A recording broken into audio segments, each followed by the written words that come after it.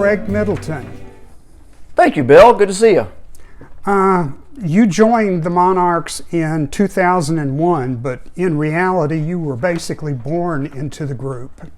What was that like? That is very true. So, my father was one of the original guys, Leon Middleton, and growing up, we would hang out at band jobs and go to practices in the basement if that's where they were, or and so all the kids of all the different members would hang out together, and we all got to be really good friends, and it became part of the family of the Monarchs.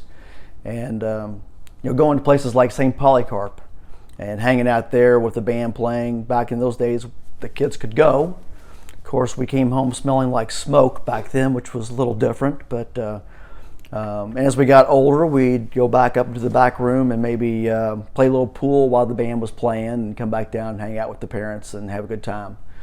And the whole time listening to the music and occasionally doing a little dancing. And so yeah, it was growing up around that type of atmosphere, and it was about the music, and it was about the family of the Monarchs, and a lot of the other bands back then too. So bands like the Epics and the Sultans and Cosmo and the Counts and all the other groups that were almost like family to me growing up.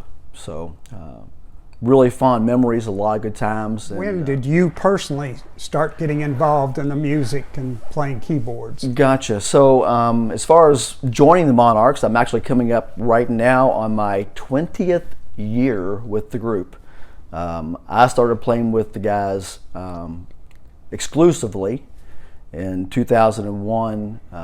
That was the year that one of the members had retired, and around that same time, my mom had passed away. My dad was by himself, and I thought it was a good time for maybe me to switch gears, switch bands, and take advantage of the opportunity to spend some time with my dad and play some music with him for a while.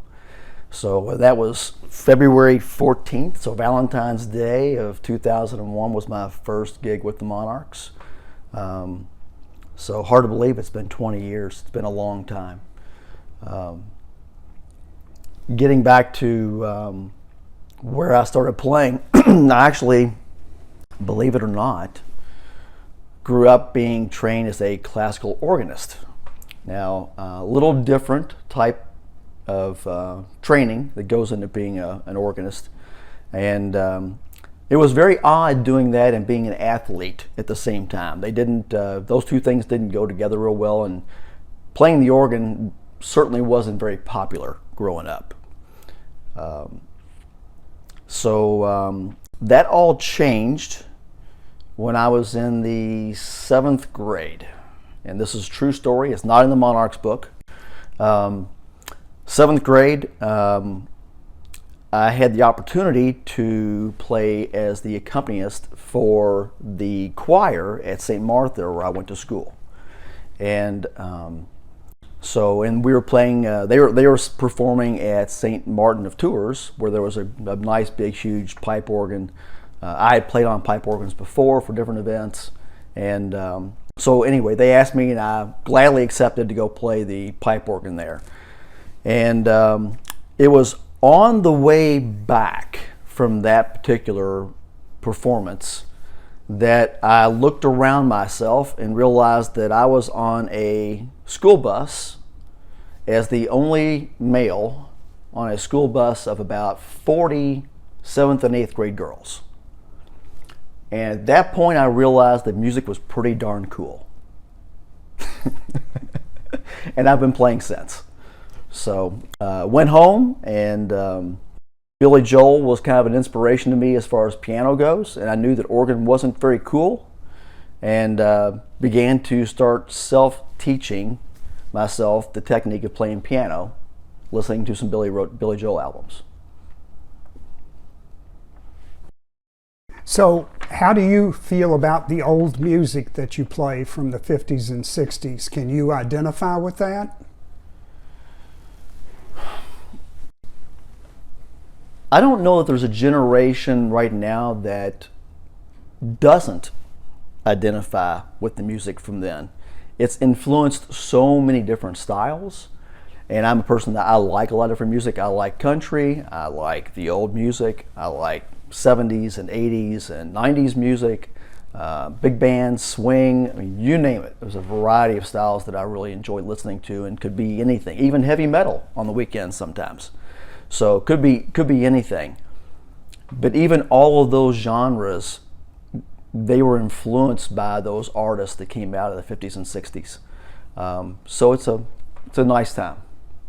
Tell me a little bit about the other bands that you have been in before the Monarchs. So, like I mentioned, started playing piano 7th, 8th grade.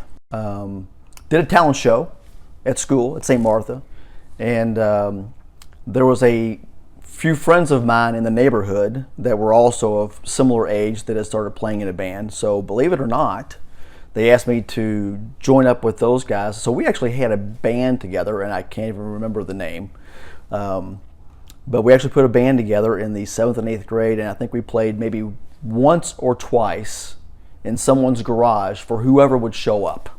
Spent a lot of time practicing, not a whole lot of time playing, but it was still a great time. And actually, one of the guys that was in that band, a friend of mine, John Zangari, who now still plays out with a band called Thumper and the Plaid Rabbits. So John's still playing, and we talk about those days quite a bit. It was a lot of fun. So that was the first one. Spent most of my early years and up through high school and college playing sports, and I played soccer and was fortunate enough to travel, even traveled to France and played. So I was fortunate to play a lot of sports for a lot of years. And then got back to music again when I graduated from Bellarmine. So it was the year I was graduating, started playing with some friends of mine. Once again, old music ties around this city. A friend of mine named Blaine Ratterman as in Tony Ratterman's son, who was the keyboard player from the Epics. Blaine was playing in a band. He was also a Bellarmine. And one thing led to another, ended up joining those guys. That band was called No Excuse.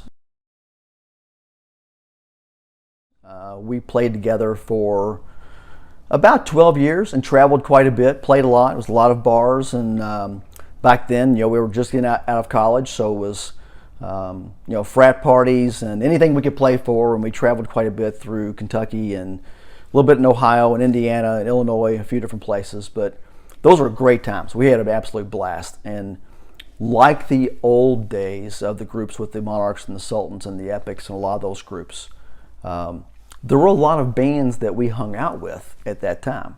So groups that are still playing today, like Nervous Melvin and the Mistakes, like Velcro Pygmies, like a group called Mary Mary, Are You Okay? So all these groups, and a lot of these groups are still in some form still playing. So a lot of the musicians, kind of like what it was for the guys of the original Monarchs, where a lot of those bands stayed together and played for a lot of years and they remained friends. Same thing kind of occurred for me when I got out of college and was playing. And I was fortunate enough to, like the guys did way back then in the Monarchs, if someone was ill or if someone couldn't show up for a particular gig, we were swapping members back and forth between groups, or someone would fill in or sit in, and it was a lot of fun. So did that, and that went up until 2001 when I made the switch over to the Monarchs. So, do you have any funny stories about your band experiences? There are a lot of stories, some of them probably not appropriate for Facebook. Couple that are ones that I can probably talk about. One of them was with the band prior to the Monarchs, with No Excuse. We happened to be playing, for those of us who are old enough to remember Phoenix Hill, that's no longer here. We were playing in the main room there at Phoenix Hill. And as a keyboard player, you don't get the liberty to move around a whole lot. You're kind of stuck where you are because the keyboards don't move much. It's not like a guitar player, bass player, singer where you get to move around. You're pretty much where you're at. So we're playing, and it was shortly after Christmas. I'd gotten a new pair of boots that I was really proud of. All the guys in the bands back then were wearing these cowboy boot type boots. And So we're playing, and the stage there at Phoenix Hill was a raised stage, about 4 feet off the ground. So, and then you had a pit that a lot of people would dance in. Obviously, usually female. But so that particular night, we were playing downstairs, and while we're playing, and it wasn't completely uncommon to see people putting drinks or beer bottles or whatever up by your feet while you're playing. Well, I felt the hand on my leg. So, you know, as a performer, the show must go on. So you're playing, and I'm singing and playing, and I can't go anywhere because I'm stuck with the keyboards. And song kind of went on, and I kept feeling a little bit on my leg, and I looked down and tried not to pay attention. And next thing I know, I feel a tug, and off goes my boot. And this young lady had grabbed the boot off my foot and was making her way off the dance floor, and I don't know where to. So luckily, a friend of mine who was one of the bouncers there saw her. I was able to wave at him enough while I was playing that he could grab her and retrieve said boot back to my foot so that I could continue playing the rest of the night with both shoes on. So that was one of the no excuse things. It was a lot of fun. Had a great time there. The other one that comes to mind would be at Jim Porter's Jim Porter's Good Time Emporium. We had another name for that place, and I'm sure a lot of people had different names for it. It had a reputation for having a older female clientele. I'll try to keep it as clean as I can. So this particular night we were playing, and in came in a bachelorette party, which wasn't uncommon because it was a good place to go dance and hang out. So it wasn't uncommon to see a younger group come in. Butch Kaufman was singing at that time. Dave Williamson was a drummer at that time. Tim Rocky was playing guitar at that time. And so the bachelorette party came in, and one of the songs that happened to come up we were playing was Footloose. And at some point, I don't know why or how, but somehow or another, the bachelorette party had made its way to the front of the stage, and whatever reason had decided to flash Butch. Only time I've ever been flashed, I think, at any band job would have been at Jim Porter's of all places. Anyway, song proceeded. We're a little bit shocked. Butch can hardly sing. He's laughing so hard. The song comes to an end, at which time I look over at Dave and look over at Tim, and we both kind of nod and immediately start playing Footloose again.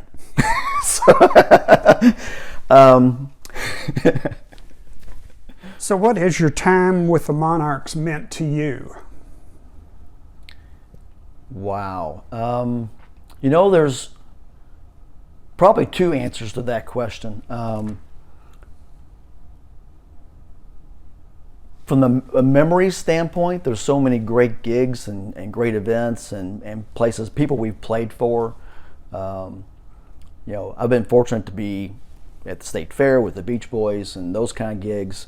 Was fortunate to be able to play on stage and be backing musicians with Pat Upton from Spiral Staircase, Gene Hughes from the Casinos, whose songs we do, Ray Peterson, so Al Wilson, variety of musicians. So there's these great memories of bands we've played with, of the fans that were there, big crowds at certain events, which is great. The other part, though, that I think, besides the music and the people we've played with, is the people that I'm playing with, which is the other part of my answer, which would say the Monarchs to me is about family.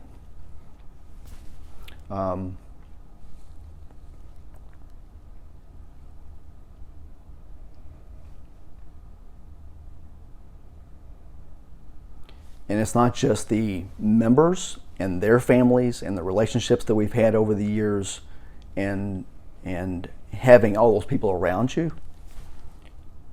And it's the audience and the crowds and how they make us feel like family. So I'd say that's probably the two big parts for me. So where do you think the Monarchs go from here? Wow. If you had asked Dusty this question back in 1970, he would have said probably nowhere. If you had asked Craig that question 15 or 20 years ago, he would have been amazed that we're still playing. So where do they go from here? There's really no telling. It's the music has found a way to keep recycling itself. Whether through movies that come up that are bringing up these old songs, whether it's remakes of these old songs in some form or another that keep popping back up, movies like recently Guardians of the Galaxy, which bring back all these great old songs as well. So where does it go? I don't know. As long as there's an audience for this type of music, and as long as there's a person or a crowd that likes to hear it and wants to be there, I don't know that we'll ever see an end to this music. It could keep going on for much longer than what I'll be here.